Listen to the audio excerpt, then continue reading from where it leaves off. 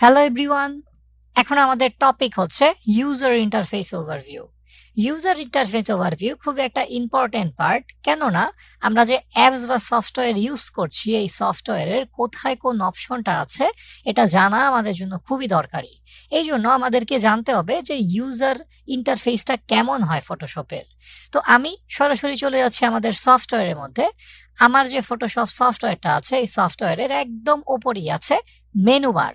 Menu বারের মধ্যে অসংখ্য মেনু আছে এবং এই মেনুর আন্ডারে ক্লিক করলে পর অনেক সাব মেনু শো করে যেগুলা দিয়ে আমাদের কাজ করতে হবে।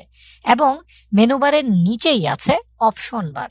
অপশন বারের মধ্যে বিভিন্ন ধরনের অপশন শো করে এবং এই অপশন বারটা টুল বারের সাথে রিলেটেড, কেননা টুল বারের মধ্যে যে টুলগুলা আছে আমি যদি এই টুলগুলাকে সিলেক্ট করি এবং এই টুল বারের জন্য যে অপশনগুলো আছে সবগুলা শো করে অপশন বারের মধ্যে।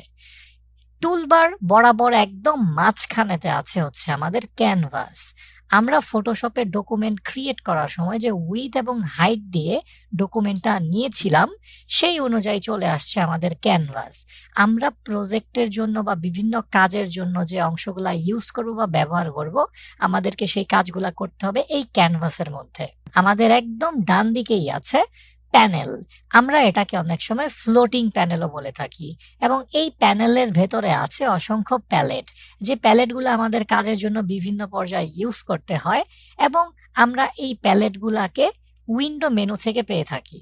আমরা চাইলে আমাদের এই ফ্লোটিং প্যানেলের প্যালেটগুলাকে কাজ করার সময় বিভিন্ন জায়গায় রেখে কাজ করতে পারি, যার জন্য এগুলাকে ফ্লোটিং প্যানেলও বলা হয়। তো আমরা এই প্যানেলগুলা ইউজ করে বিভিন্ন রকম প্রজেক্টের কাজ করে থাকি। তো এই হচ্ছে আমাদের ফটোশপের ইউজার ইন্টারফেস। সবার সাথে দেখা হচ্ছে নেক্সট পার্টের মধ্যে। Thank you.